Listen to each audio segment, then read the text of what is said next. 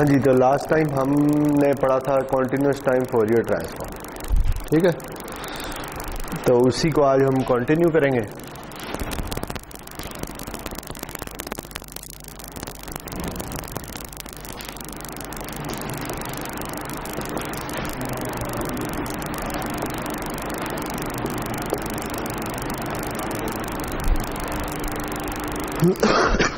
तो last time हमने ये देखा था जी कि जैसे पीरियोडिक सिग्नल्स के लिए फोरियर सीरीज होती है, इसी तरह ए पीरियोडिक सिग्नल्स के लिए फोरियर ट्रांसफॉर्म होता है। सही है। तो फोरियर ट्रांसफॉर्म क्या कहता है? फोरियर ट्रांसफॉर्म ये कहता है जी कि मैं किसी भी ए पीरियोडिक सिग्नल को as a sum of complex exponentials लिख सकता हूं और उसकी एक्सप्रेशन जो है वो कुछ इस किस्म की है।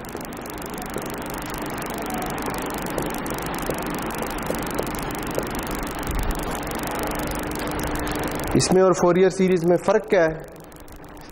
फ़र्क ये है जी कि जब हम पीरियोडिक सिग्नल्स और फोरियर सीरीज की बात करते हैं तो फोरियर सीरीज भी यही कहती है कि मैं एक पीरियोडिक सिग्नल को as a sum of complex exponentials लिख सकता हूँ, लेकिन उन कॉम्प्लेक्स एक्सपोनेंशियल की फ्रीक्वेंसीज उस पीरियोडिक सिग्नल की जो फ्रीक्वेंसीज है उसके मल्टीपल होंगे, ठीक है। लेकिन इधर चूंकि बात ही ये पीरियोडिक सिग्नल की हो रही है तो ये पीरियोडिक सिग्नल तो रिपीट ही नहीं करता, ठीक। तो इधर फोरियर ट्रांसफॉर्म ये कहता है कि इस ए पीरियोडिक सिग्नल को भी आप as a sum of complex exponential लिख सकते हैं, लेकिन इन कॉम्प्लेक्स एक्सपोनेंशियल की जो फ्रीक्वेंसीज है वो सब की सब पॉसिबल फ्रीक्वेंसीज, ठीक है। दूसरे अल्फाज में ये जो ओमेगा है ये माइनस इन्फिनिटी से इन्फिनिटी से कुछ भी हो सकता है, सही है जी। और जिस तरह फोरियर सीरीज में फोरियर सीरीज कोएफिशिएंट्स होते हैं, इसमें भी हर कॉम्प्लेक्स एक्सपोनेंशियल एक कॉरेस्पॉन्डिंग नंबर के साथ मल्टीप्लाई हो रहा है और वो नंबर जिसे हम एक्स ऑफ जे ओमेगा कहते हैं वो कैसे निकालते हैं? वो इस तरह से निकालते हैं।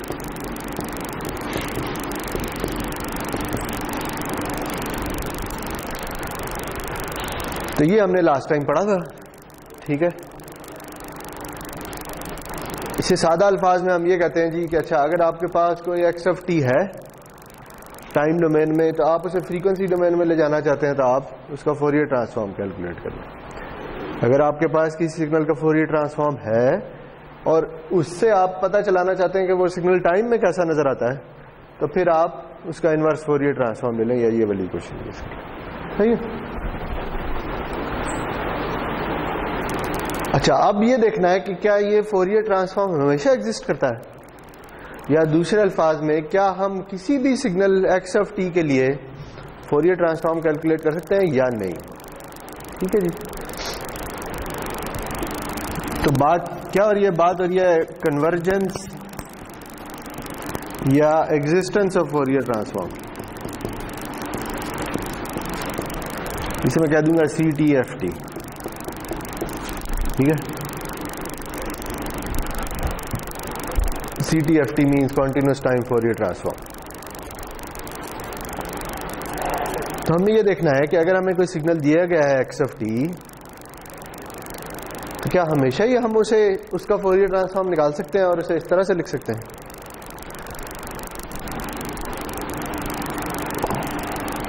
तो सवाल यह है कि when is x of J omega finite,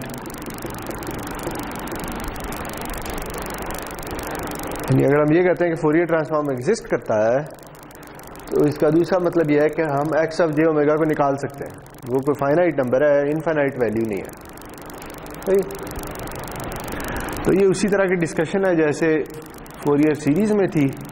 तो बेसिकली हमने ये देखना है कि कब फोरियर ट्रांसफॉर्म की वैल्यू फाइनाइट होती है। तो अगर हम पॉजिटिव नेगेटिव दोनों वैल्यूज को देख रहे हैं तो हम एब्सोल्यूट वैल्यू ले लेते हैं, ठीक है। और ये देख लेते हैं कि ये एब्सोल्यूट वैल्यू कब फाइनाइट होगी या कब लेस देन इन्फिनिटी होगी, सही। तो हमें क्या पता है? हमें ये पता है कि एक्स ऑफ जे ओमेगा किसके इक्वल होता है, वो इक्वेशन लिखी हुई है, वो इसके इक्वल होता है, सही जी। तो अगर अब हमें इसकी एब्सोल्यूट वैल्यू फाइंड करनी है तो हम दोनों साइडों पे एब्सोल्यूट वैल्यू ले लेंगे। सही है।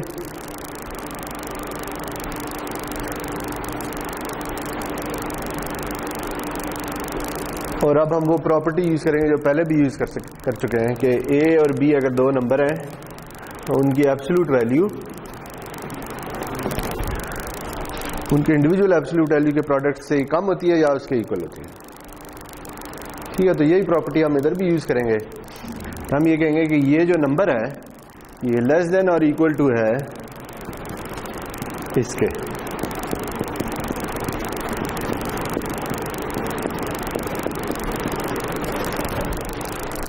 ठीक है, क्योंकि इधर क्या हो रहा है, इधर यही हो रहा है ना, ये और ये मल्टीप्लाई हो रहे हैं और मल्टीप्लाई होने के बाद इनको सबको ऐड किया जा रहा है for different values of T.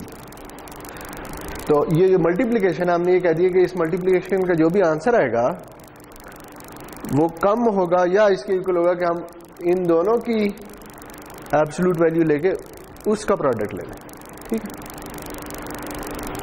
अब इसकी एब्सोल्यूट वैल्यू क्या होती है या इसका मैग्नीट्यूड क्या होता है,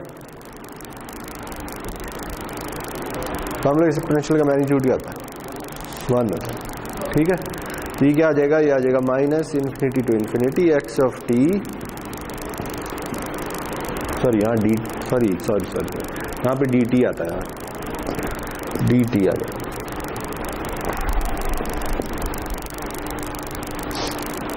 सही। तो हमें क्या पता चला है, हमें यह पता चला है कि x ऑफ जे ओमेगा की absolute value is less than और इक्वल टू दिस वैल्यू। सही है जी।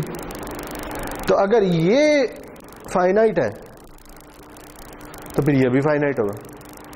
ठीक, क्योंकि इसने हमेशा या इसके इक्वल होना या इससे छोटा होगा।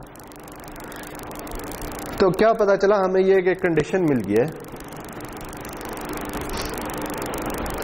कि अगर ये कंडीशन ट्रू है तो फिर फोरियर ट्रांसफॉर्म एग्जिस्ट करता होगा। सही जी। और ये कंडीशन वैसी है जैसे हमने फोरियर सीरीज के लिए निकाली थी, उधर एक पीरियड भी थी, इधर सारी की सारी ड्यूरेशन पे है। लेकिन इसे कहते क्या है, इसे कहते हैं कि x of t is absolutely integrable.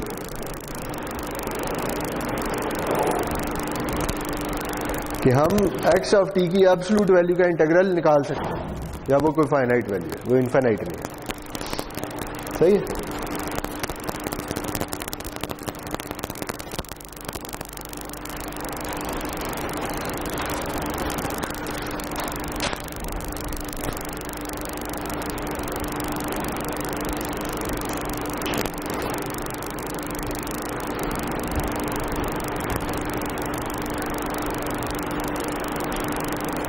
इसके एक तो ये एक कंडीशन निकल आई कि अगर ये कंडीशन मीट होती है तो फोरियर ट्रांसफॉर्म एग्जिस्ट करता होगा। ठीक है, लेकिन ये जो कंडीशन है ना, ये सफिशिएंट कंडीशन है। आपने ये पढ़ा है सफिशिएंट कंडीशन और नेसेसरी कंडीशन? ये नहीं पढ़ा, कभी जिक्र सुना है? कभी नहीं जिक्र सुना। अच्छा चले, ये जो कंडीशन है ना, ये सफिशिएंट कंडीशन है। सफिशिएंट का मतलब ये है कि अगर ये कंडीशन ट्रू होगी तो ये गारंटीड है कि फोरियर ट्रांसफॉर्म एग्जिस्ट करता होगा। लेकिन अगर ये कंडीशन ट्रू नहीं होगी फिर हमें नहीं पता कि करता होगा या नहीं करता होगा। बात समझ आई? सफिशिएंट का ये मतलब है, सफिशिएंट का मतलब काफी है, यानी ये कंडीशन काफी है फोरियर ट्रांसफॉर्म के एग्जिस्ट करने के लिए। लेकिन अगर ये कंडीशन ही नहीं सेटिस्फाई होती तो फिर हम ये नहीं कह सकते कि फोरियर ट्रांसफॉर्म एग्जिस्ट नहीं करेगा, हमें नहीं पता कि करेगा या नहीं करेगा। बात समझ आ गई? तो एक सफिशिएंट कंडीशन होती है और एक नेसेसरी कंडीशन होती है। नेसेसरी कंडीशन जो होती है ना, वो ये कहती है कि अगर नेसेसरी कंडीशन सेटिस्फाई नहीं होती तो फिर फोरियर ट्रांसफॉर्म एग्जिस्ट नहीं करेगा। ठीक है, तो हम ये जो कंडीशन है ये सफिशिएंट कंडीशन है। ठीक है जी, कि अगर ये कंडीशन सेटिस्फाइड है तो फोरियर ट्रांसफॉर्म एग्जिस्ट करेगा, अगर नहीं है तो फिर हमें नहीं पता। ओके जी। तो जैसे इसकी एक सादा सी एग्जांपल ये है कि देखें, अगर एक मेरे पास सिग्नल है x of t equals 1/t ut।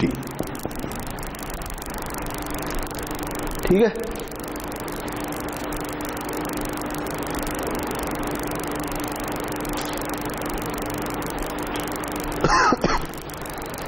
और इसके मुकाबले में एक और सिग्नल है x ऑफ t इक्वल्स से ut माइनस ut माइनस। ये दो सिग्नल्स हैं जी जो आपको दिए गए हैं। तो आपने ये कंडीशन देखना है कि ये कंडीशन सेटिस्फाई होती है या नहीं। तो चलें इसे x1 कह दें, इसे x2 कह दें। तो x2 से देख लेते हैं पहले। x2 अगर हम देखें, x2 को अगर मुझे ड्रॉ करना हो तो ये किस तरह का होगा, कोई आइडिया है? x ऑफ 2 किस तरह का होगा?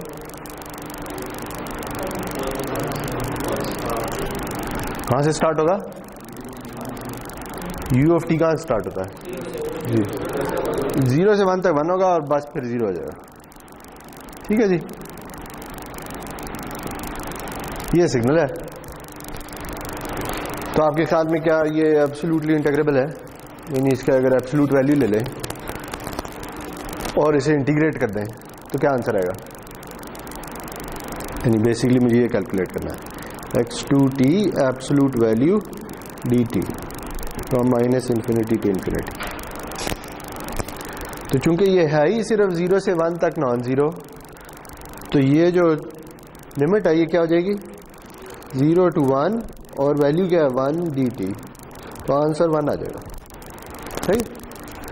तो चूंकि ये फाइनाइट वैल्यू निकल आई है तो हमें पता है कि इस सिग्नल का फोरियर ट्रांसफॉर्म एग्जिस्ट करता है। ठीक है, क्योंकि ये कंडीशन सेटिस्फाई हो गई है। ओके, सही है, मिटा दो। अच्छा, अब आगे चलें, अब दूसरे सिग्नल को देखते हैं। अगर दूसरे सिग्नल को प्लॉट करना है तो वो किस तरह का होगा? अगेन वो 0 से ही स्टार्ट होगा क्योंकि u ऑफ t ने उसे नेगेटिव वैल्यूज के लिए 0 कर देना है। ठीक है, तो ये किस तरह की, ये 1/t है, किस तरह की होगा? कुछ इस तरह का होगा, ऐसे ही है। लेकिन इसके साथ एक मसला है। मसला क्या है कि 0 पे इसकी वैल्यू क्या होगी? 0 पे इसकी वैल्यू इनफाइनाइट होगी। ठीक है, तो अगर हम जाते हैं और कहते हैं अच्छा हम ये कैलकुलेट करते हैं,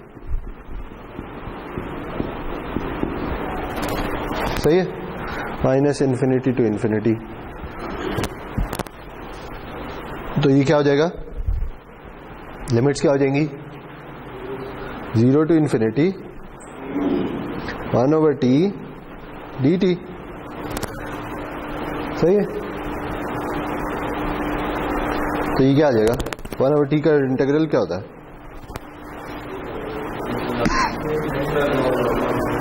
क्या होता है? log t होता है, वही होता है। अच्छा, वही होता होगा यार। चलें, नेचुरल लॉग ऑफ टी होता है 0 टू इन्फिनिटी, यही होता है। अच्छा ठीक, हाँ ठीक है, ठीक है। नेचुरल लॉग होता है, लॉग टू द बेस 10 होता है नेचुरल लॉग। अच्छा खैर, तो इसमें ये जब वैल्यूज डालेंगे तो लॉग ऑफ इन्फिनिटी इन्फिनिटी आ जाएगा। ठीक है, मेरा कहने का मकसद ये है कि ये जो आंसर आएगा ये इन्फिनाइट होगा। तो अब जब आंसर इन्फिनाइट हो गया तो इसका मतलब है कि ये सिग्नल एब्सोल्युटली इंटीग्रेबल नहीं रहा। ठीक, जब नहीं रहा तो फिर क्या फोरियर ट्रांसफॉर्म एग्जिस्ट करता है? हमें नहीं पता। इसका आंसर है कि मुझे नहीं पता। सही है जी।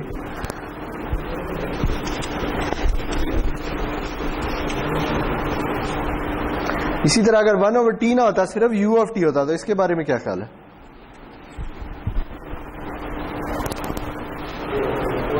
हाँ? अच्छा, तो फिर क्या होता? पहले तो सिग्नल ड्रॉ करें ना। हाँ जी, किस तरह का होगा अगर ये 0 है तो इस तरह का होगा। अगेन यही कंडीशन निकालनी है, तो ये आ जाएगी minus infinity to infinity x1 of t absolute value dt। तो ये किसके इक्वल हो जाएगी? 0 टू इन्फिनिटी फिर यहाँ क्या आएगा 1 dt। तो इसका आंसर क्या आएगा? पहले आंसर तो बताओ फिर सोचेंगे एग्जिस्ट करता है। आएगा t फ्रॉम 0 टू इन्फिनिटी, तो आंसर इन्फिनिटी आ जाएगा फिर से। ठीक है, तो अगेन यूनिट स्टेप के बारे में भी हमें नहीं पता कि इसका फोरियर ट्रांसफॉर्म एग्जिस्ट करता है या नहीं। ओके, एक और एग्जांपल कर लेते हैं क्योंकि हमने अगले टॉपिक की तरफ मूव होना है।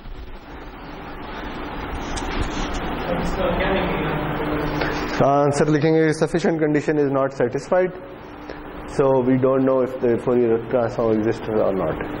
ठीक है जी,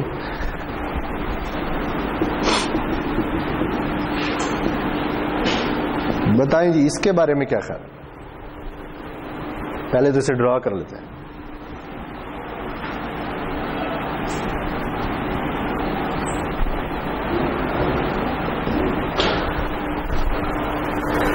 हैं जी, ये किस तरह का होता है? ये कोसाइन होगी, ठीक है, और ये जलती चली जा रही है, ऐसे ही है। तो पहले जो बात यह है कि ये तो ए पीरियोडिक सिग्नल ही नहीं है, ये तो पीरियोडिक सिग्नल है, ऐसे ही है ना। लेकिन चले हम ये कंडीशन तो अप्लाई करके देख लेते हैं कि क्या होता है। तो आपके ख्याल में इस कंडीशन, ये जो कंडीशन है X of T absolute value D T, cosine के लिए इसका आंसर क्या आएगा? 0 क्यों आएगा? हाँ? एक पीरियड पता नहीं है, माइनस इन्फिनिटी टू इन्फिनिटी जा रहा है।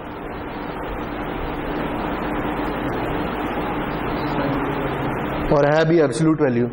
एब्सोल्यूट वैल्यू से क्या होगा? एब्सोल्यूट वैल्यू से जो नेगेटिव है ये भी पॉजिटिव हो जाएगा, ऐसे ही है ना। जब हम इस कोसाइन की एब्सोल्यूट वैल्यू लेंगे तो जो भी नेगेटिव वैल्यू है वो क्या हो जाएगी? पॉजिटिव हो जाएगी। तो अब क्या ख्याल है कि अगर इन तमाम पॉजिटिव वैल्यूज को इंटीग्रेट कर दिया जाए तो आंसर क्या आएगा? कोई आइडिया है? आंसर इन्फिनिटी आएगा। इसलिए इन्फिनिटी आएगा क्योंकि ये सिग्नल चलता चला जा रहा है, ठीक है, ये कभी खत्म नहीं होता। क्यों? क्योंकि ये पीरियोडिक सिग्नल है। तो पता क्या चला कि ये आंसर इन्फिनिटी आएगा, और ये ट्रू है हर पीरियोडिक सिग्नल के लिए। कोई भी पीरियोडिक सिग्नल अनलेस के वो 0, कोई भी पीरियोडिक सिग्नल उसमें कुछ ना कुछ तो एनर्जी होगी ना एक पीरियड में। तो हम तो एक पीरियड पे नहीं ले रहे, बल्कि हम तो over the entire signal duration ले रहे हैं। तो किसी भी पीरियोडिक सिग्नल के लिए ये वाली कंडीशन हमेशा इन्फिनिटी आएगी, ठीक है। दूसरे अल्फाज में ये सफिशिएंट कंडीशन पीरियोडिक सिग्नल्स के लिए ट्रू नहीं होती। तो अब सवाल ये है कि पीरियोडिक सिग्नल्स के लिए फिर क्या किया जाए? पीरियोडिक सिग्नल की फोरियर सीरीज तो एग्जिस्ट करती होती है, तो फोरियर ट्रांसफॉर्म का क्या होगा? ठीक है, तो अभी आंसर ये है कि अभी हमें नहीं पता, ठीक है। तो अभी अगला जो टॉपिक है वो यही है कि इसके बारे में देखेंगे कि इसका क्या करना है। अच्छा, सिर्फ इस टॉपिक को फिनिश कर लेते हैं। तो हमने ये देखा है कि कब फोरियर ट्रांसफॉर्म एग्जिस्ट करता है। तो उसकी पहली कंडीशन हमने ये देखी है जी कि एक्स ऑफ टी जो है उसकी एब्सोल्यूट वैल्यू का इंटीग्रल फाइनाइट होना चाहिए, ठीक है। इसके अलावा ना 2 और कंडीशंस भी हैं, सही है जी। वो कंडीशंस क्या है वो मैं लिख देता हूं, उन्हें हम डिराइव नहीं करेंगे। पहली कंडीशन ये है कि the signal should have finite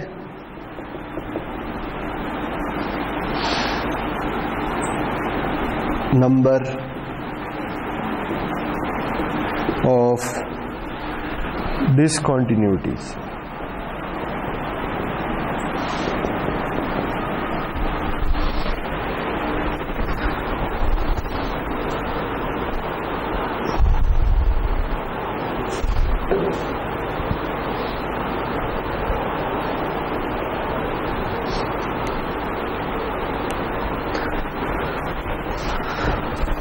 over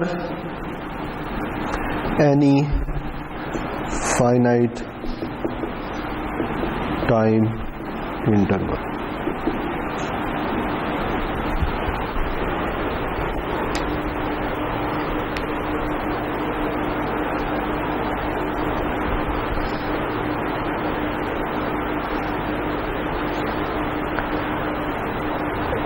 discontinuity क्या होती है ये हम पढ़ चुके हैं, अगर आपको याद हो तो।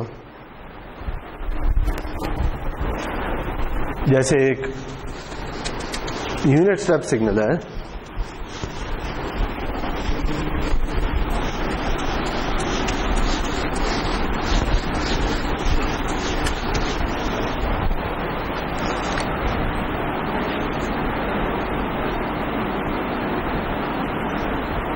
जैसे ये एक सिग्नल है फॉर एग्जाम्पल, जैसे अभी थोड़ी देर पहले हमने देखा था, ठीक है। अब ये क्या सिग्नल है जी कि ये t इज इक्वल टू 0 पे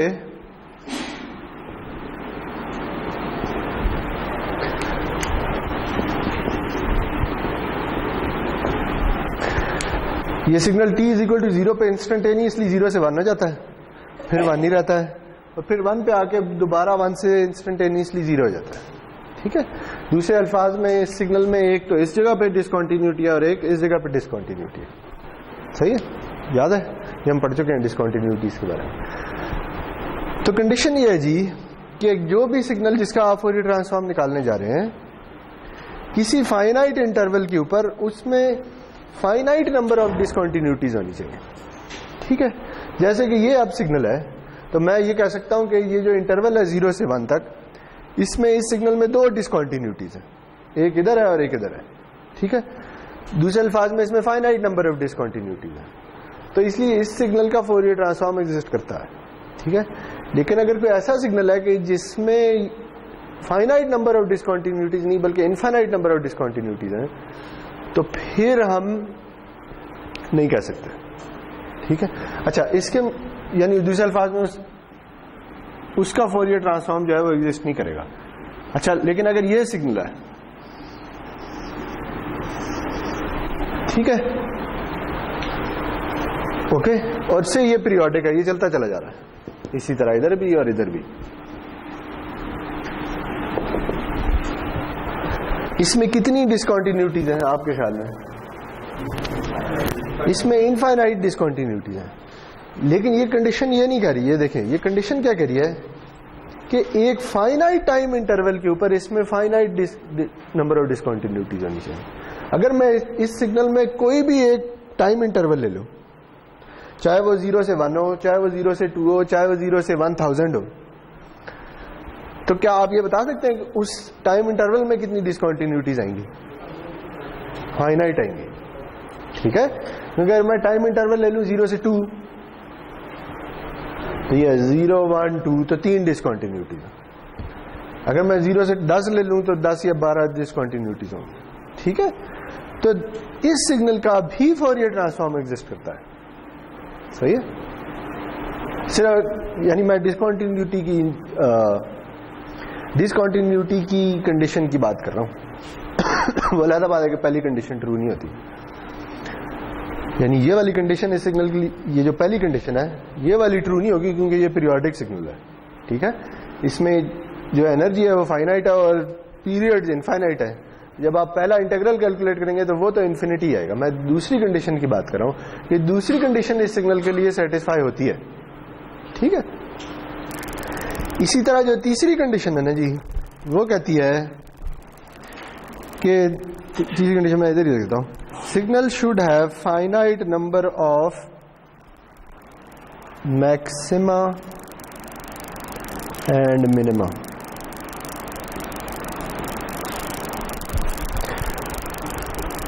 over any finite time interval.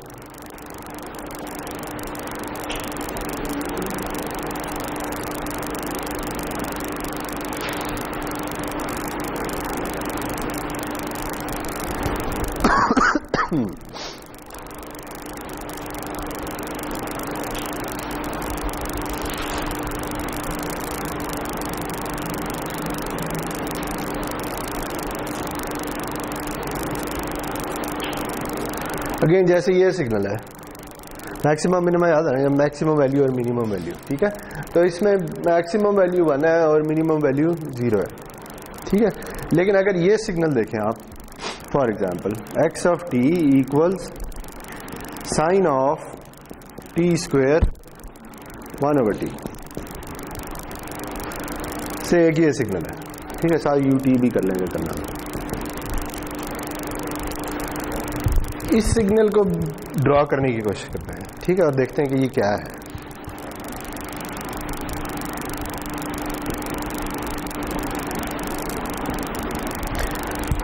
क्या ख्याल है जी? देखें, पहले तो चीज है u ऑफ t।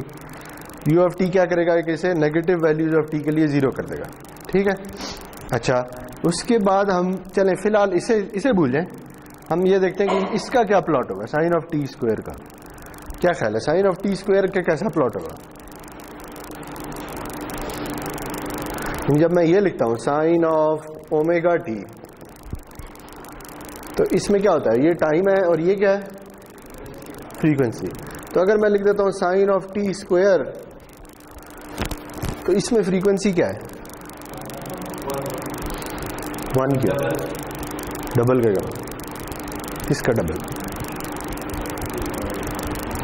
इस सिग्नल में फ्रीक्वेंसी क्या है, हाँ?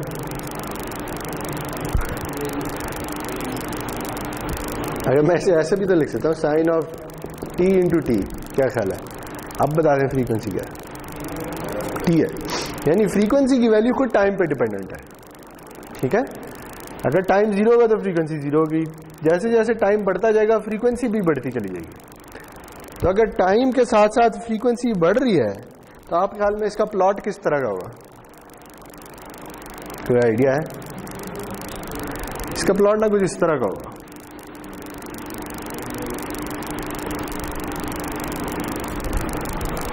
बात समझ आ रही है? क्यों? क्योंकि जैसे जैसे टाइम बढ़ रहा है फ्रीक्वेंसी भी बढ़ती चली जा रही है। तो फ्रीक्वेंसी बढ़ेगी तो ऑसिलेशन ज्यादा होती चली जाएंगे, टाइम पीरियड कम होता चला जाएगा, ठीक है। और साथ क्या हो रहा है, अब साथ 1/t भी आ रहा है। 1/t क्या करेगा, इसका एम्पलीट्यूड कम करना शुरू कर देगा, सही है, ओके। अब इस सिग्नल के साथ मसला ये है जी कि इस सिग्नल में finite number of maxima minima नहीं है, क्योंकि जैसे जैसे टाइम बढ़ता चला जाएगा ना, इन मैक्सिमा और मिनिमा की तादाद भी बढ़ती चली जाएगी, ठीक है। तो जब टाइम इन्फिनिटी को अप्रोच कर रहा है तो ये maxima minimum, number of maxima minima भी इन्फिनिटी को अप्रोच कर रहे हैं, सही है। क्यों? क्योंकि फ्रीक्वेंसी जो है वो इन्फिनिटी को अप्रोच कर रही है। तो ये एक ऐसा सिग्नल है कि जो तीसरी कंडीशन सेटिस्फाई नहीं करता। लेकिन ये कोई ऐसा सिग्नल नहीं है कि जो आप प्रैक्टिकली ऑब्जर्व कर सकते हैं या जनरेट कर सकते हैं। ये एक बस थियोरेटिकल सी एग्जांपल है सिर्फ दिखाने के लिए आपको कि इस तरह का सिग्नल अगर हो तो उसका फोरियर ट्रांसफॉर्म एग्जिस्ट नहीं करेगा, क्योंकि तीसरी कंडीशन सेटिस्फाई नहीं होती, ठीक है।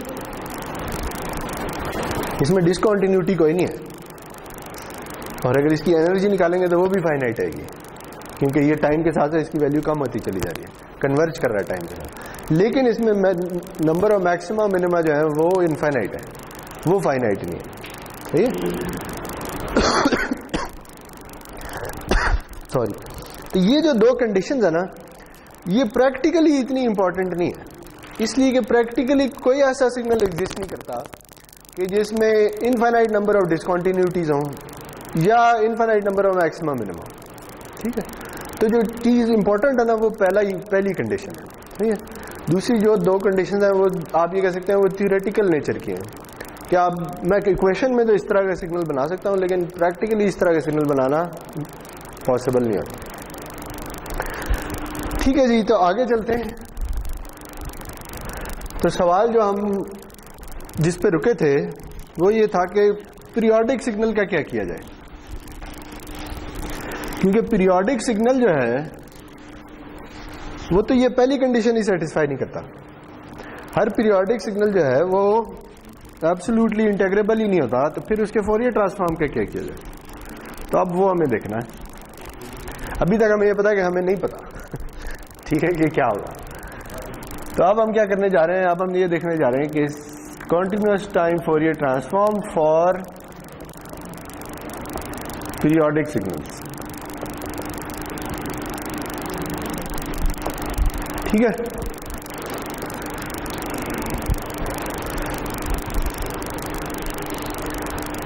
तो इसके लिए ना एक एग्जांपल कर लेते हैं।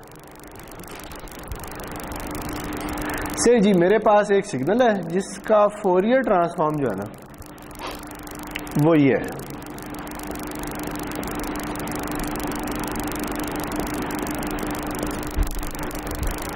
ठीक है।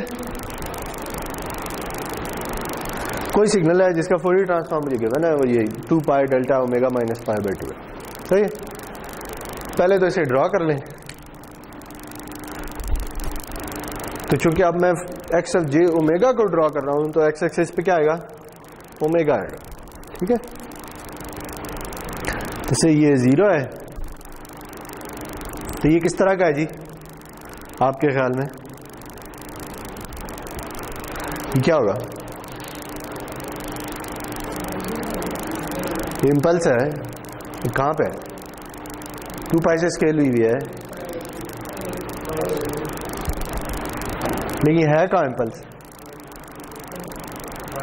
पाई बाई 2, और इसका एरिया अंडर द कर्व क्या है, वो है 2 पाई, ठीक है। यानी ये इम्पल्स है, शिफ्ट हुई है पाई बाई 2 से और स्केल हुई है 2 पाई से, सही है। तो हमने ये पता चलाना है जी कि ये किस सिग्नल का फोरियर ट्रांसफॉर्म है, सही है। दूसरे अल्फाज में हमने क्या पता चलाना है कि एक्स ऑफ टी क्या है, सही है। तो ये कैसे पता चलाएंगे?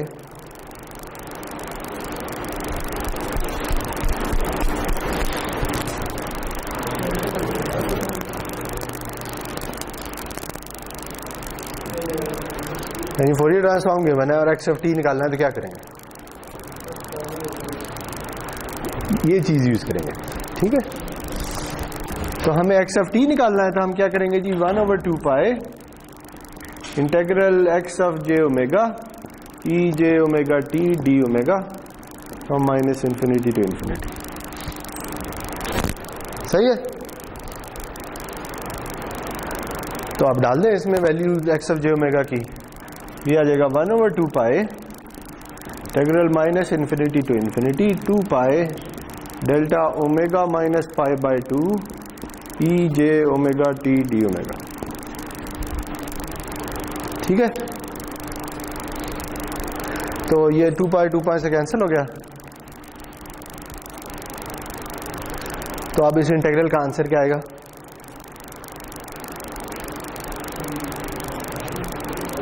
बताएं जी, इस इंटीग्रल के क्या आंसर है?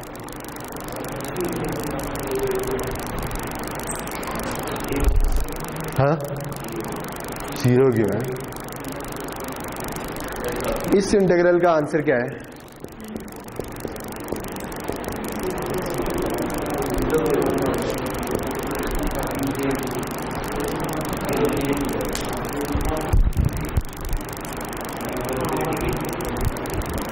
बस में इंटीग्रेशन 0 होती है, तो 1 होती है। तो इसका आंसर क्या आएगा? इसका आंसर 1 आएगा, ठीक है। क्योंकि इम्पल्स याद है आपने कैसे डिफाइन की थी? कॉन्टिन्यूस टाइम में जो यूनिट इम्पल्स थी वो जिसका एरिया अंडर द कर्व 1 होता है, ठीक है। तो ये क्या है? ये एरिया अंडर द कर्व ही है ना, तो 1 आ जाएगा। अब बताएं उधर क्या होगा? क्या आएगा? ई जे ओमेगा टी आएगा। तो ओमेगा की क्या वैल्यू है? यहां पे आएगा E J pi by 2 T, ठीक है। क्यों? इसकी क्या वजह है? ये क्यों आएगा? है जी, कोई आइडिया है? अगर ये ना होता तो फिर क्या आंसर आना था? फिर 1 आता था, ठीक है। क्योंकि अगर ये इम्पल्स शिफ्ट भी हो जाए तो कोई फर्क नहीं पड़ता, उसका एरिया अंडर द कर्व तो वही रहना है, ठीक है। लेकिन अब शिफ्ट हो रही है, लेकिन साथ मल्टीप्लाई भी हो रही है, ठीक है। किसके साथ मल्टीप्लाई हो रही है? इसके साथ। लेकिन ये कहां पे नॉन जीरो है? पाई बाई 2 पे। तो जो इसकी वैल्यू पाई बाई 2 पे होगी वो इसके साथ मल्टीप्लाई हो जाएगी, यानी दूसरे अल्फाज में ये इम्पल्स स्केल हो जाएगी ई जे पाई बाई 2t के साथ। अब जब इसका इंटीग्रल लेंगे तो एरिया अंडर द कर्व 1 नहीं आएगा बल्कि ई जे पाई बाई 2t आएगा। ठीक है, तो अब बताएं जी ये जो ई जे पाई बाई 2t आ गया है ये क्या है? ये पता क्या चला कि ये सिग्नल था जिसका फोरियर ट्रांसफॉर्म ये है। सही है, तो क्या ख्याल है ये सिग्नल पीरियोडिक है या एपीरियोडिक है? पीरियोडिक है। फ्रीक्वेंसी क्या है? पाई बाई 2। तो पता क्या चला ये जो पीरियोडिक सिग्नल है इसका तो फोरियर ट्रांसफॉर्म एग्जिस्ट करता है। ठीक है, तो वो जो सवाल था वो जो जवाब था कि हमें नहीं पता, उसका जवाब पता चल गया कि कम से कम ये जो कॉम्प्लेक्स एक्सपोनेंशियल सिग्नल है ये तो पीरियोडिक है, ये एब्सोल्युटली इंटीग्रेबल नहीं है, लेकिन फिर भी इनका फोरियर ट्रांसफॉर्म एग्जिस्ट करता है। ठीक है, तो अब बताएं जी कि अब एक और सिग्नल है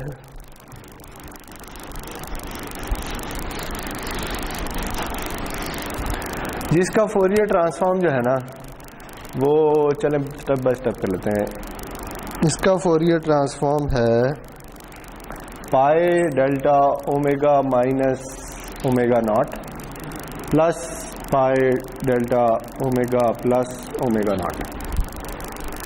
अब बताएंगे अगेन एक सिग्नल दे दिया गया है जिसका फोरियर ट्रांसफॉर्म आपको पता है, आपने बताना है कि ये सिग्नल क्या है। ठीक है, तो हमने क्या निकालना है? हमने एक्स ऑफ टी निकालना है।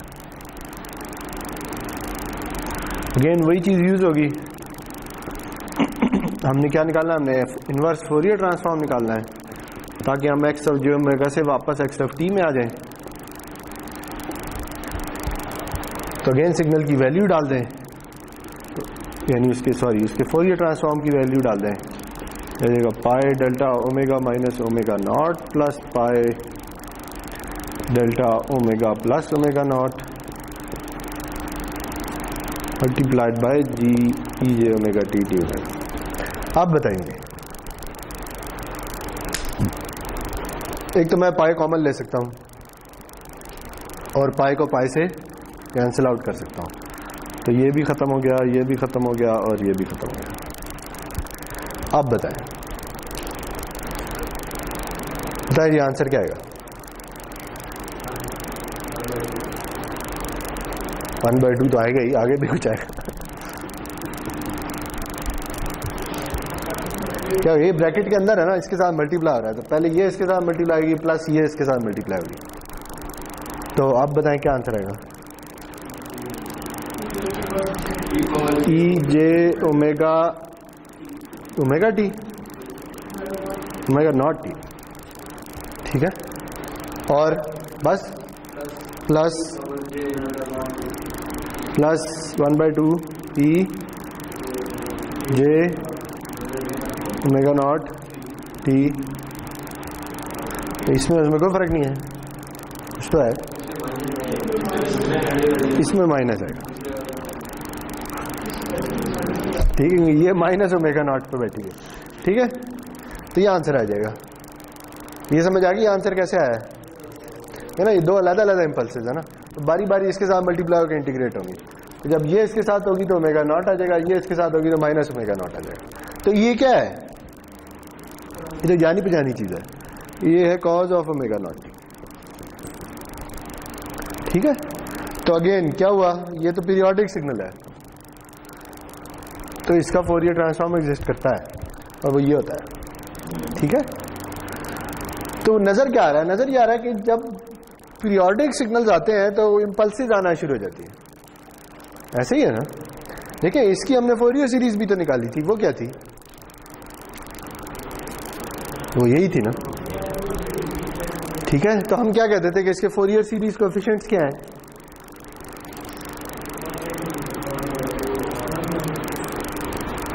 कौन कौन से हैं?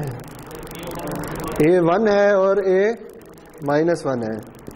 ये इसकी वैल्यू भी 1/2 है और इसकी वैल्यू भी 1/2 है। ठीक है, तो इसके लिए हम क्या करते थे? हम जब ड्रॉ करते थे तो हम कहते थे ये K है, ठीक है, ये K0 है, ये K-1 है, ये K1 है, तो एक इधर आ रही है इंपल्स और एक इधर आ रही है। लेकिन ये क्या है? ये डिस्क्रीट सीक्वेंस है, याद है के इंटीजर हो सकता है और कुछ नहीं हो सकता, ठीक। तो जब हम इसकी फोरियर सीरीज प्लॉट करते हैं या उसके फोरियर सीरीज कोएफिशिएंट प्लॉट करते हैं तो हम एक डिस्क्रीट सीक्वेंस को प्लॉट कर रहे हैं, ठीक है। लेकिन ये क्या है, अगर मैं इसको प्लॉट कर दूं तो इधर क्या आएगा, इधर ओमेगा आएगा, क्योंकि अब हम फ्रीक्वेंसी की बात कर रहे हैं, ऐसे ही है ना। देखिए ये ओमेगा की टर्म्स में बात करता है, ये फंडामेंटल फ्रीक्वेंसी के मल्टीपल्स की फॉर्म में बात करता है, ठीक है। तो अब क्या होगा, 0 और ओमेगा नॉट और माइनस ओमेगा नॉट, तो इधर एक इम्पल्स आ रही है, इधर भी एक इम्पल्स आ रही है, ये भी ये पाई से स्केल हुई है और ये भी पाई से स्केल हुई है, ये 1/2 है और ये भी 1/2 है। तो मैपिंग समझ आई। अगर आपको किसी सिग्नल की फोरियर सीरीज कोएफिशिएंट्स पता है, उन्हें 2 पाई से मल्टीप्लाई कर दें और जहां पे एक डिस्क्रीट इम्पल्स आ रही है वहां पे एक कॉन्टिन्यूअस यूनिट इम्पल्स आ जाएगी। लेकिन दोनों में फर्क है, ये मैंने इस तरह प्लॉट किया है और ये मैंने एरो से प्लॉट किया है, ठीक है।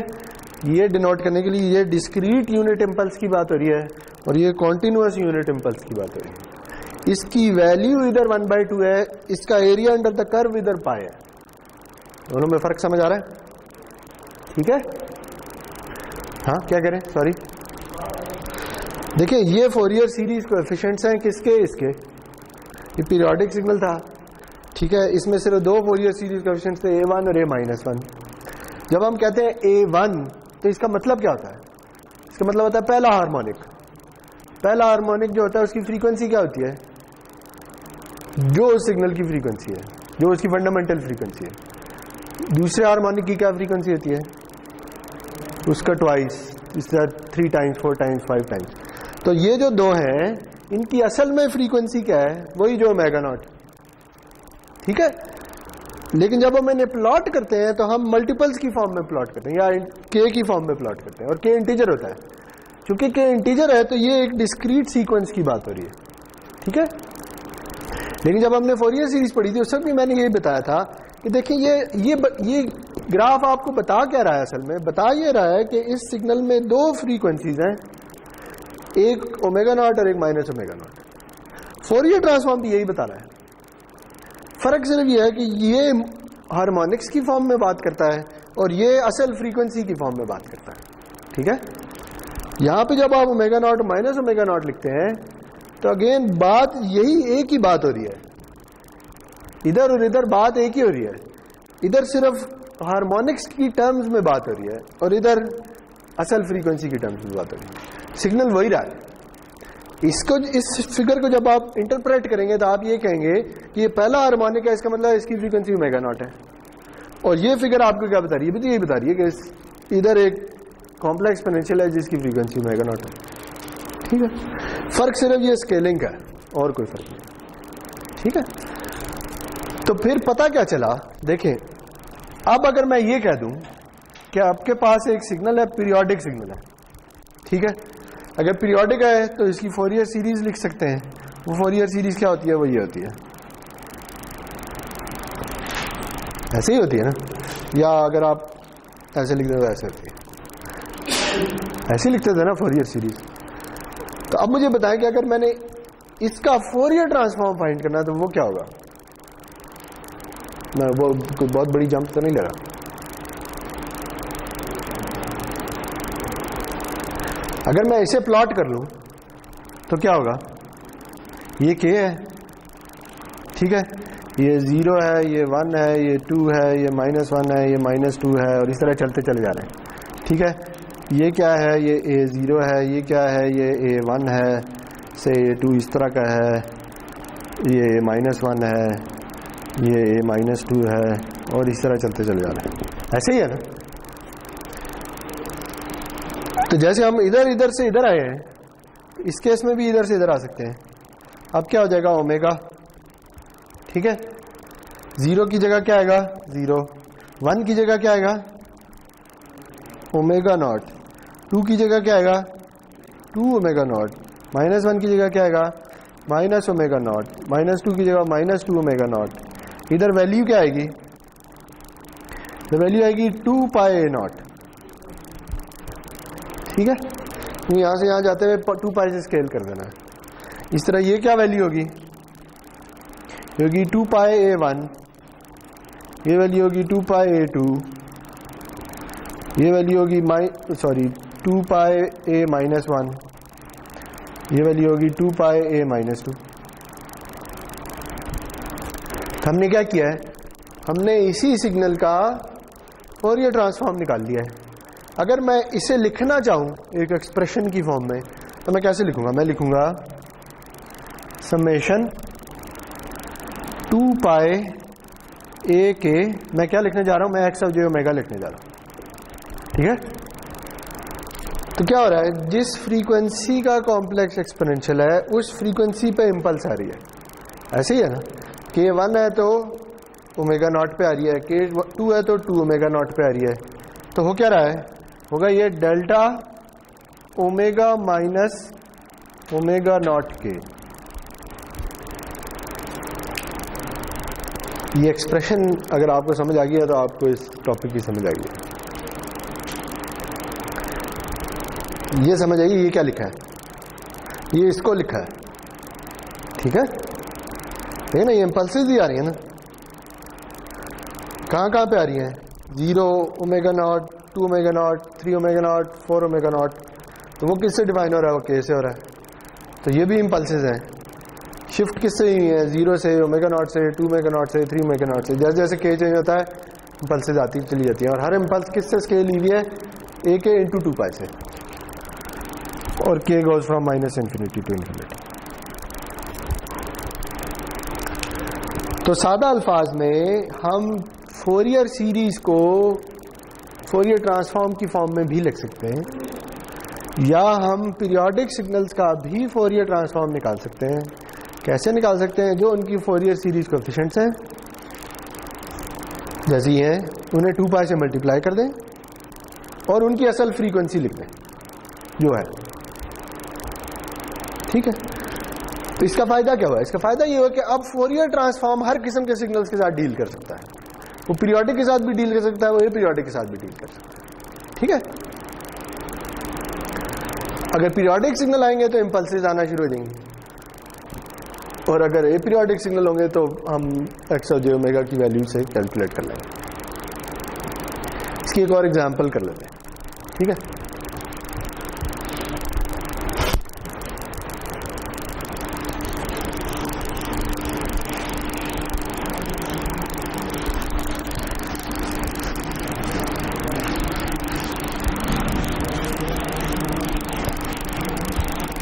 Signal x of t equals delta t minus kt, k goes from -infinity to infinity।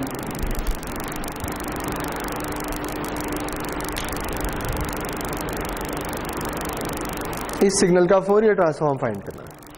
ठीक है, पहले तो इस सिग्नल को प्लॉट कर लें देखने के लिए कि ये है किस किस्म का।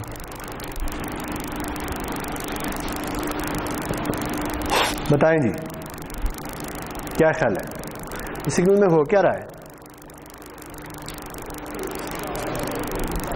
हाँ,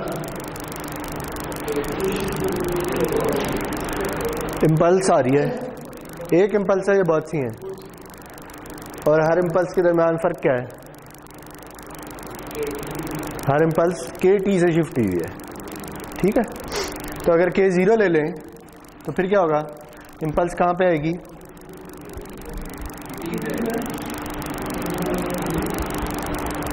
अगर के 0 होगा क्या आ जाएगा? Delta of T, delta of T आ जाएगा। तो डेल्टा ऑफ टी कहां पे होता है? 0 पे होता है। ठीक है, तो एक 0 पे इंपल्स आ जाएगी। फिर आगे जब के 1 लेंगे तो क्या होगा? एक और इंपल्स आएगी, कहां पे आएगी? टी पे। फिर क्या होगा? 2t पे, इसी तरह -t पे, -2t पे, और आप चलते चले जाते हैं। तो पता क्या चला ये सिग्नल पीरियोडिक है या एपीरियोडिक? पीरियोडिक है। ठीक है, इसका हमने फोरियर ट्रांसफॉर्म निकालना है, सही। तो अगर फोरियर ट्रांसफॉर्म निकालना है तो पहले इसकी फोरियर सीरीज कोएफिशिएंट्स निकाल लेते हैं, फिर उन्हें हम 2 से मल्टीप्लाई कर लेंगे, ठीक है। तो जी हमें फाइंड करने हैं क्या, ए ऑफ के। ए ऑफ के क्या होते हैं, 1/t integral over 1 period of X of T E of minus J omega not के T D T, where omega not equals to pi over T, ठीक है। यही क्वेश्चन है फोरियर सीरीज कोएफिशिएंट्स के लिए, याद है। ओमेगा नॉट क्या है, जो सिग्नल की फ्रीक्वेंसी है वो क्या है, वो 2 पाई ओवर टी है, सही। फ्रीक्वेंसी ऐसे ही निकालते हैं ना, 1 ओवर पीरियड, और अगर रेडियंस पर सेकंड में लेनी है तो 2 पाई से मल्टीप्लाई करना है। तो अब बताएं क्या करें आगे। हाँ जी, ए ऑफ के की वैल्यू निकालनी है। ये इंटीग्रल कैसे सॉल्व होगा,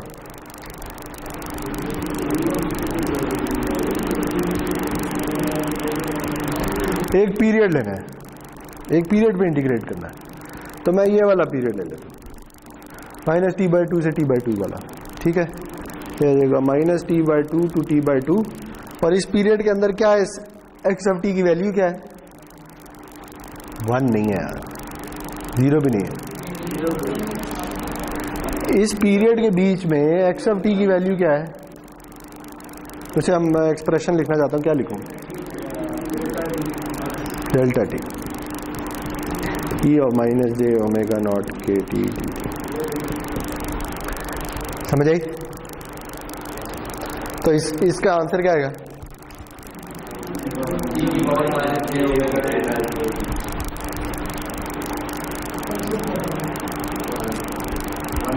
इसका आंसर 1 है, ठीक है।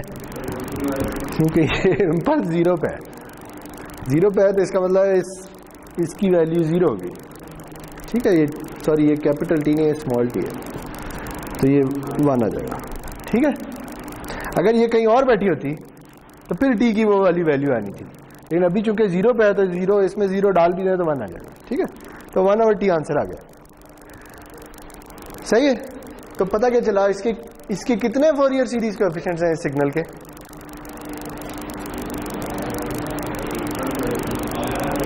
ये तो एक की वैल्यू है। मैं कह रहा हूं हैं कितने ए ऑफ के, इनफाइनाइट है, क्योंकि के की वैल्यू जो मर्जी डाल दें, वैल्यू 1/t ही आनी है, ठीक है। बात समझ आई। तो अब ये चूंकि पता चल गया तो इसे भी ड्रॉ कर लेते हैं, इसके फोरियर सीरीज कोएफिशिएंट्स को। तो अब क्या करेंगे जी, हम प्लॉट किसका आ जाएगा, प्लॉट आ जाएगा के का, यानी हमने प्लॉट किया था एक्स ऑफ टी, अब हम क्या प्लॉट करने जा रहे हैं, ए ऑफ के, ठीक है।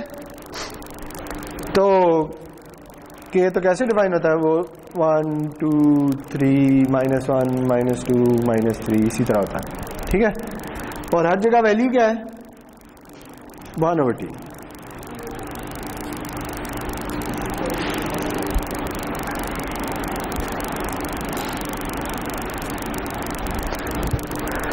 देखिए ये एक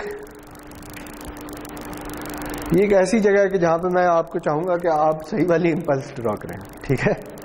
आपको पता होना चाहिए कि ये वाली इंपल्स ड्रॉ करनी है या ये वाली इंपल्स ड्रॉ करनी है, ठीक है।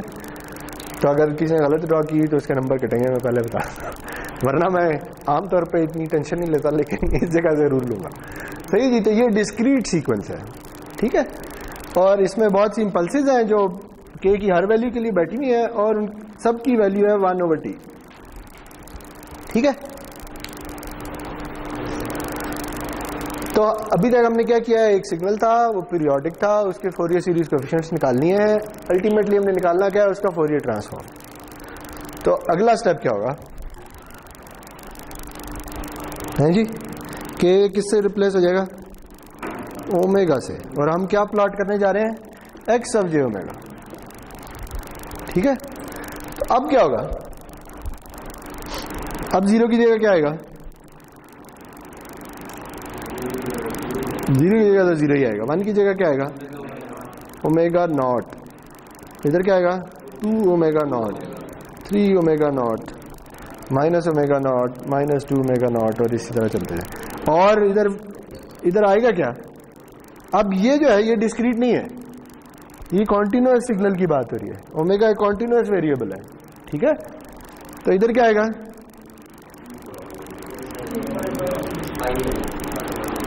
और इधर आएगा 2 पाई ओवर टी,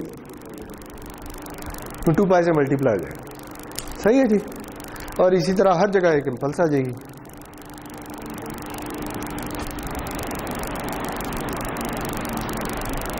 सबकी वैल्यू या सबका area under the curve 2 pi over T है। सही है। तो ये समझ आ गई यहाँ पे डॉट क्यों है और यहाँ पे एरो क्यों है। चलो गुड। अच्छा, तो अगर अब मैंने इसकी एक्सप्रेशन लिखनी है तो एक्स ऑफ जे ओमेगा किसके इक्वल है? लेकिन ये मिलता जुलता है, ऐसे ही है ना। इस सिग्नल में टाइम में भी इम्पल्सेस हैं, इन सब की वैल्यू 1 है। इस सिग्नल में फ्रीक्वेंसी में भी इम्पल्सेस हैं, इनमें सब की वैल्यू 2 पाई ओवर टी है। तो इस एक्सप्रेशन को देखते हुए क्या आप इसकी एक्सप्रेशन लिख सकते हैं? क्या होगा? समेशन आएगी माइनस इन्फिनिटी से इन्फिनिटी, आगे इम्पल्स आएगी ओमेगा माइनस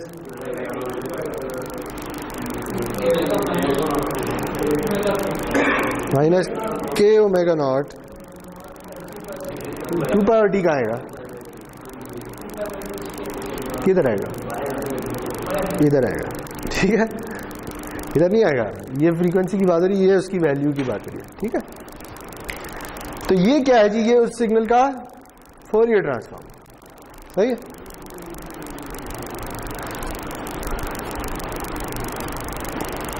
और ये बहुत इंपॉर्टेंट है, तो ये आपको अगले सेमेस्टर में जाकर पता चलेगा क्यों इंपॉर्टेंट है, लेकिन ये चीज वहां पे यूज होगी, ठीक है, बहुत एक्सटेंसिवली यूज होगी। कि अगर इसे कहते हैं जी कि अगर आपके पास एक सिग्नल है जो कि पीरियोडिक इम्पल्स ट्रेन है, ठीक है, इसे इम्पल्स ट्रेन कहते हैं। यानी इम्पल्स ट्रेन का मतलब ये है कि बस हर थोड़ी देर बाद इम्पल्स आ रही है, ठीक है। तो एक पीरियोडिक इम्पल्स ट्रेन का फोरियर ट्रांसफॉर्म भी एक पीरियोडिक इम्पल्स ट्रेन ही होती है, ठीक है। चले गुड। तो अब हमने देख लिया है कि देखिए हमने शुरू कहां से किया था? हमने शुरू इससे किया था कि एक पीरियोडिक सिग्नल एब्सोल्युटली इंटीग्रेबल नहीं होता, इसलिए हमें नहीं पता कि उसका फोरियर ट्रांसफॉर्म एग्जिस्ट करता है या नहीं। लेकिन अब हमने ये देख लिया है कि अगर किसी पीरियोडिक सिग्नल की फोरियर सीरीज एग्जिस्ट करती है तो हम उससे उसका फोरियर ट्रांसफॉर्म भी लिख सकते हैं, ठीक है। इसका मतलब है कि हर पीरियोडिक सिग्नल का फोरियर ट्रांसफॉर्म भी होता है।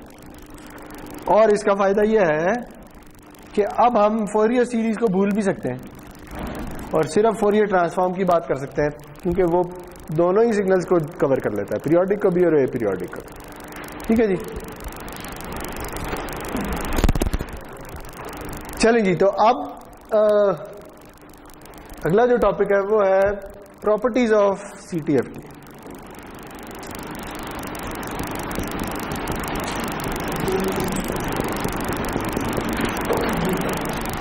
जैसे हमने फोरियर सीरीज की प्रॉपर्टीज पढ़ी थी, अगर आपको याद हो, बिल्कुल इसी तरह अब हम फोरियर ट्रांसफॉर्म की भी प्रॉपर्टीज पढ़ने जा रहे हैं। और ये प्रॉपर्टीज आप देखेंगे ये ऑलमोस्ट आइडेंटिकल है फोरियर सीरीज की प्रॉपर्टीज के साथ, ठीक है। तो पहली प्रॉपर्टी भी वही है, पहली प्रॉपर्टी है लीनियरिटी।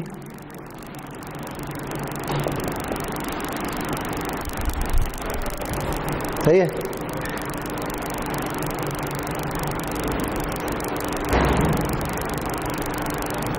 तो लीनियरिटी ये कहती है कि अगर आपके पास कोई सिग्नल है एक्स ऑफ टी जिसका कॉन्टिन्यूअस टाइम फोरियर ट्रांसफॉर्म है एक्स ऑफ जे ओमेगा, और एक और सिग्नल है वाई ऑफ टी जिसका कॉन्टिन्यूअस टाइम फोरियर ट्रांसफॉर्म है Y of J omega,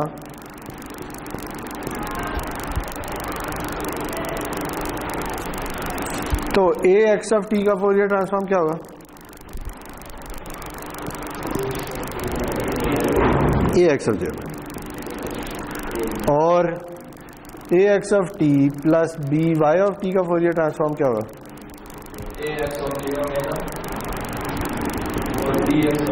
plus B Y of J. ठीक हो गया। दूसरे अल्फाज में फोरियर ट्रांसफॉर्म लीनियर होता है, ठीक है, तो वो प्रिंसिपल ऑफ सुपरपोजिशन को सेटिस्फाई करता होता है। सही है।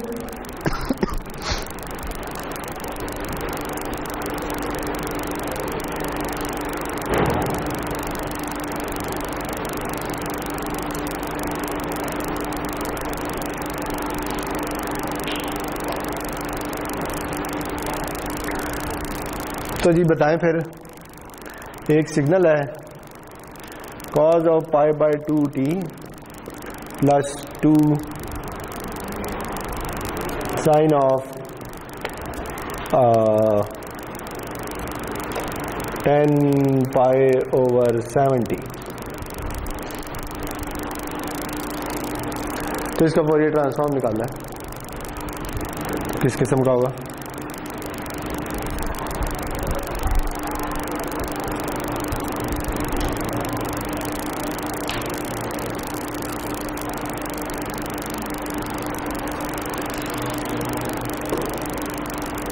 अगर मैं इसे कह दूं y ऑफ टी और इसे कह दूं z ऑफ टी, तो x ऑफ टी क्या है?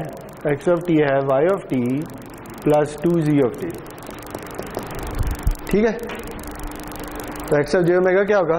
वो होगा y of J omega plus 2z of J omega. सही। तो कहने का मकसद क्या है? कहने का मकसद यह है कि आप इसका फोरियर ट्रांसफॉर्म अलग से निकाल लें, इसका अलग से निकाल लें और दोनों को ऐड कर दें, तो टोटल सिग्नल का फोरियर ट्रांसफॉर्म आ जाएगा। ठीक है, ये अभी थोड़ी देर पहले हमने किया है। ये होता है पाई delta omega minus pi by 2 plus pi delta omega plus pi by 2,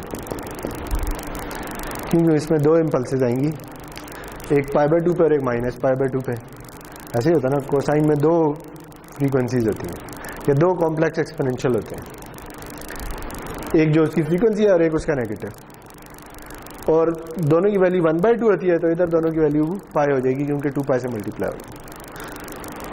इसी तरह साइन के केस में क्या आएगा? उसका 1/2j होता है, 1/2j को 2 पाई से मल्टीप्लाई करेंगे तो पाई ओवर जे रह जाएगा, तो आ जाएगा pi over J delta omega minus 10 pi over 7 minus pi over J delta omega plus 10 pi over 7। चूंकि ये 2 से स्केल हो रहा है तो यहाँ भी 2 आ जाएगा, यहाँ भी 2 आ जाएगा। सही। तो ये हो गया ये सिग्नल का फोरियर ट्रांसफॉर्म। सही है। एक और एग्जांपल करते हैं।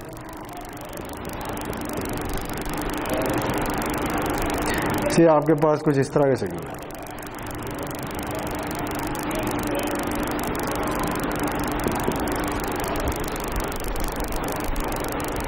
ठीक है। मेन मकसद ये है कि आप इस सिग्नल को छोटे छोटे पीसेस में तोड़ सकें और हर पीस का फोरियर ट्रांसफॉर्म निकाल लें, तो टोटल सिग्नल का फोरियर ट्रांसफॉर्म सबका सम होगा। ठीक है, तो इस सिग्नल को मैं कैसे लिख सकता हूं? देखें, अगर एक सिग्नल आप देखें u ऑफ t, अभी थोड़ी देर पहले हमने लिखा था minus u of t minus 1, ठीक है, ये u है और ये इसे मैं कह देता हूं से y ऑफ t। थोड़ी देर पहले हमने ड्रॉ भी किया था। ये कैसा सिग्नल है? जो 0 से 1 तक होता है और उसकी वैल्यू 1 होती है। ठीक है, तो अब मैं क्या लिख सकता हूं? मैं लिख सकता हूं x ऑफ t, मैंने x ऑफ t को y ऑफ t की टर्म्स में लिखना है। बताएं जी कैसे लिखूंगा?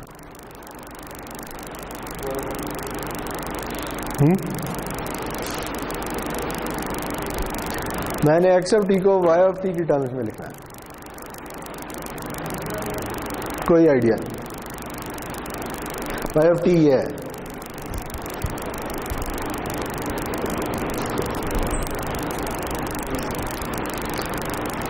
तो क्या ये दो y ऑफ t से मिलके नहीं बना? पहला y ऑफ t जो है उसे मैं अगर 2 से स्केल कर दूं तो ये क्या आ जाएगा, ये वाला पोर्शन आ जाएगा, ऐसे ही नहीं है। तो अब अगर मुझे ये वाला पोर्शन चाहिए तो मैं क्या लिखूंगा, plus y of t minus, ठीक है।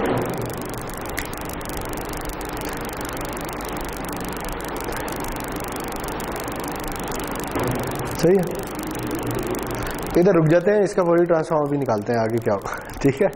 इससे पहले एक और प्रॉपर्टी की जरूरत है, वो प्रॉपर्टी है टाइम शिफ्ट। इस प्रॉपर्टी की क्यों जरूरत पड़ गई है, क्योंकि यहाँ पे एक टाइम शिफ्ट आ गया है, ठीक है। तो मैं ये देखना चाह रहा हूँ कि अगर मुझे y ऑफ t का फोरियर ट्रांसफॉर्म पता हो तो y ऑफ t माइनस 1 का फोरियर ट्रांसफॉर्म क्या होगा, ओके। तो जी टाइम शिफ्ट की प्रॉपर्टी ये कहती है कि अगर x ऑफ t है, x ऑफ t का फोरियर ट्रांसफॉर्म है x ऑफ j ओमेगा, तो x of t minus t not का फोरियर ट्रांसफॉर्म क्या होगा।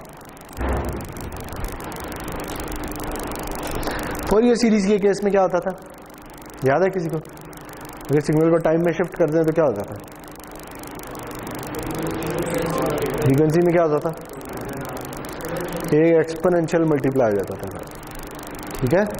तो इधर भी वही होगा, लेकिन करना क्या है हमें, अगर मैं इस सिग्नल को कह दूं y ऑफ t, मुझे y ऑफ t का फोरियर ट्रांसफॉर्म चाहिए, दूसरे अल्फाज में मुझे y ऑफ j ओमेगा चाहिए, ठीक है। तो y ऑफ j ओमेगा क्या होगा, वो ये होगा, ठीक। यानी मैं y of j omega find करने के लिए y ऑफ t का फोरियर ट्रांसफॉर्म निकालना शुरू कर दिया, लेकिन y ऑफ t असल में क्या है, असल में वो x का शिफ्टेड वर्जन है, तो वो आ जाएगा x of t minus T not e of j omega t dt, सही। तो ये हम काम पहले कर चुके हैं, देखें क्या करना होगा, इसमें एक वेरिएबल सब्स्टिट्यूशन होगी, let t prime equals t minus T not,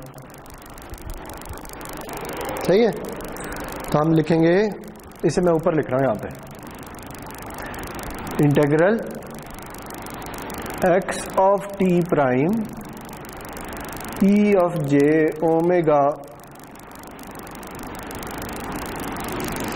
तो यहाँ माइनस भी आता था, omega t prime plus t not D T prime, ठीक है। यानी मैंने t माइनस टी नॉट की जगह t प्राइम लिख दिया है, तो जहां t माइनस टी नॉट आ रहा था वहां t प्राइम आ गया है, जहां पे t आ रहा था वहां पे क्या आ रहा है, t के इस किसके इक्वल है, t prime plus T not, तो जहां t आ रहा था वहां t prime plus T not आ गया, सही है। तो इसे मैं ऐसे भी लिख सकता हूं कि अगर मैं इसको बाहर ले जाऊं तो ये आ जाएगा e of minus j omega T not integral x of t prime e of minus j omega t prime D T prime, ठीक है। जो t नॉट वाली टर्म थी वो चूंकि t प्राइम पे डिपेंड ही नहीं करती, तो इसे मैं इंटीग्रल से बाहर ले गया, ओके। तो ये क्या है, ये है e of minus j omega T not x of j omega, ये x इधर आ रहा है x, सॉरी, क्योंकि ये क्या है, ये x ऑफ j ओमेगा है, तो जहाँ t आ रहा था वहाँ t प्राइम आ रहा है, और तो कुछ नहीं आ रहा, ये आ गया और साथ ही आ गया। तो वही बात जैसे उन्होंने कही थी कि अगर आप सिग्नल को टाइम में शिफ्ट कर दें तो फ्रीक्वेंसी में उसके साथ एक कॉम्प्लेक्स एक्सपोनेंशियल मल्टीप्लाई हो जाता है, और वो कॉम्प्लेक्स एक्सपोनेंशियल t नॉट पे डिपेंड करता है।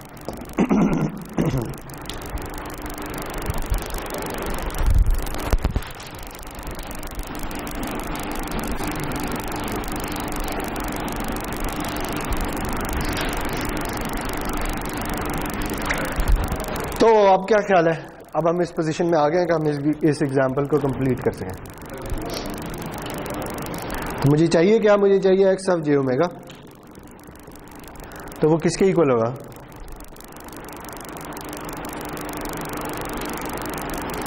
अगर मैं y ऑफ t के फोरियर ट्रांसफॉर्म को y ऑफ j ओमेगा कह दूं तो फिर इधर क्या आएगा, 2y of j omega plus e minus j omega into 1 y of j omega, ठीक है, ये समझ आइए कैसे लिखा है,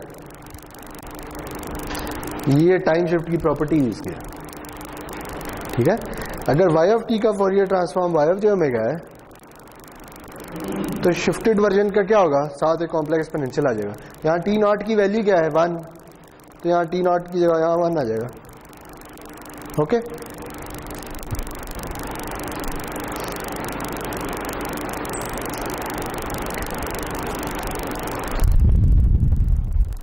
सही जी। तो अगेन मकसद ये है कि आप अपने जो आपको सिग्नल दिया गया है उसमें से ऐसे पीसेस आइडेंटिफाई कर सकें कि जिनके फोरियर ट्रांसफॉर्म आपको पता है और उनके कॉम्बिनेशन की फॉर्म में सिग्नल को लिख सकें।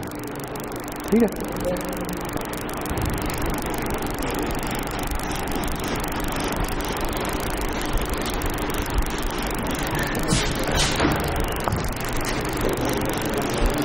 आप बताएंगे इससे अगली प्रॉपर्टी क्या होनी चाहिए।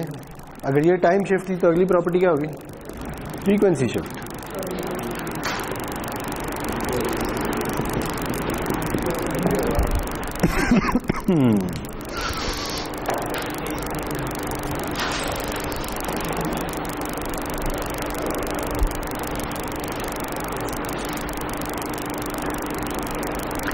तो अब सवाल ये है जी कि अगर एक सिग्नल है x ऑफ t जिसका फोरियर ट्रांसफॉर्म है x of j omega,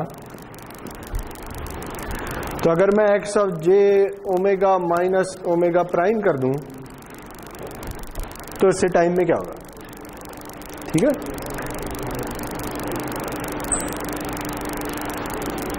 time shift की प्रॉपर्टी कहती थी कि अगर मैं सिग्नल को टाइम में शिफ्ट कर दूं तो फ्रीक्वेंसी में एक कॉम्प्लेक्स एक्सपोनेंशियल आ जाता है। फ्रीक्वेंसी शिफ्ट की प्रॉपर्टी ये कहती है कि अगर मैं फ्रीक्वेंसी में फोरियर ट्रांसफॉर्म को शिफ्ट कर दूं तो टाइम में कॉम्प्लेक्स एक्सपोनेंशियल आ जाता है, उलट काम हो जाता है। ठीक है, इधर से इधर क्या किया मैंने ओमेगा को ओमेगा प्राइम से शिफ्ट कर दिया है। ठीक है, ये ऐसी है जैसे मैंने उधर सिग्नल को टाइम में शिफ्ट किया था, अब मैं उसे फ्रीक्वेंसी में शिफ्ट कर रहा हूं। तो अब क्या होगा ये कि अब जो टाइम में सिग्नल जो है ना वो एक कॉम्प्लेक्स एक्सपोनेंशियल से मल्टीप्लाई हो जाएगा और उस कॉम्प्लेक्स एक्सपोनेंशियल की फ्रीक्वेंसी क्या होगी, जो ये फ्रीक्वेंसी ओमेगा प्राइम। ठीक है, तो इसे आप दो तरीकों से देख सकते हैं। एक तरीका ये है कि अगर आप सिग्नल को, किसी भी सिग्नल को टाइम में एक कॉम्प्लेक्स एक्सपोनेंशियल से मल्टीप्लाई कर दें जिसकी कोई खास फ्रीक्वेंसी है, तो उसका फोरियर ट्रांसफॉर्म उस खास फ्रीक्वेंसी से शिफ्ट हो जाता है। ठीक है, बात समझ आई। तो अगर मैं अब आपको ये बताऊं, ये भी हम पहले वैसे कर चुके हैं, से चलें एक सिग्नल है एक्स ऑफ टी, ठीक है, जिसका फोरियर ट्रांसफॉर्म जो है वो कुछ इस तरह का दिखता है। ठीक है, और ये वैल्यू है, से ये वैल्यू है π/2 और ये वैल्यू है -π/2 और ये वाला। ठीक है, कोई सिग्नल है जिसका फोरियर ट्रांसफॉर्म इस तरह का है। तो अब सवाल ये है कि अगर इसका फोरियर ट्रांसफॉर्म पता है तो इसका फोरियर ट्रांसफॉर्म क्या होगा।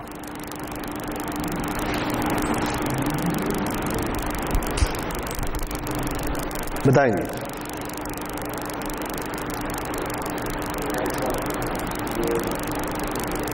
आगे ओमेगा माइनस होगा ये कि ये जो सिग्नल 0 पे बैठा हुआ था ये उठ के कहां पे चला जाएगा, 2π/1000 बस ये होगा। ठीक है,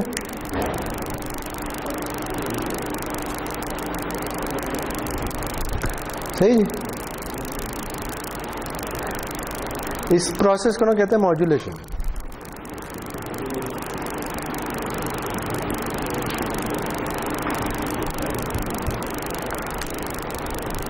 मॉड्यूलेशन ये होती है कि आप किसी सिग्नल को टाइम में, फ्रीक्वेंसी में ट्रांसलेट कर दें, एक फ्रीक्वेंसी से उठा के किसी दूसरी फ्रीक्वेंसी पे ले जाएं।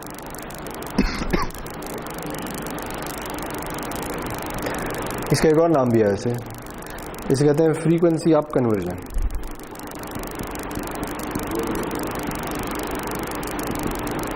अगेन इसका मतलब ये है कि आपने किसी सिग्नल की फ्रीक्वेंसी को किसी हायर फ्रीक्वेंसी में कन्वर्ट कर दिया है, ठीक है। ये अगर आप कम्युनिकेशन सिस्टम्स पढ़ेंगे तो हाँ ये चीज़ यूज़ होगी।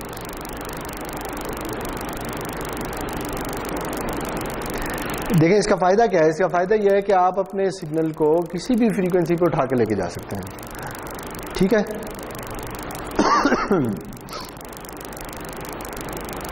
इसे अगर मैं थोड़ा सा खोल लूँ इस कॉम्प्लेक्स एक्सपोनेंशियल को, कॉम्प्लेक्स एक्सपोनेंशियल क्या होता है, कॉज ऑफ 2 पाई के टी, के मैं 1000 के लिए लिख रहा हूँ, ठीक है, प्लस जे साइन ऑफ 2 पाई के टी, और ये मल्टीप्लाई हो रहा है एक्स ऑफ टी के साथ, ठीक है। इनमें उस कॉम्प्लेक्स एक्सपोनेंशियल को मैंने रियल इमेजिनरी की फॉर्म में लिख लिया है, सही है।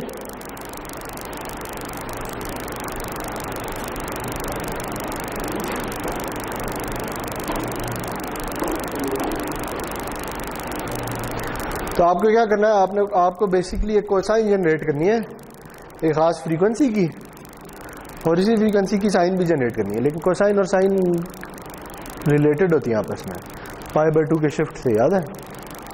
तो मैं इसे ऐसे भी लिख सकता हूँ,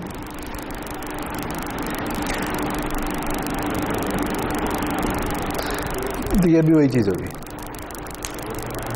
खैर इसे ये मैंने ऐसे ही बता दिया, आपको कोई ज़रूरी नहीं है इसके लिए। अच्छा जी, बस करें या आगे चलें?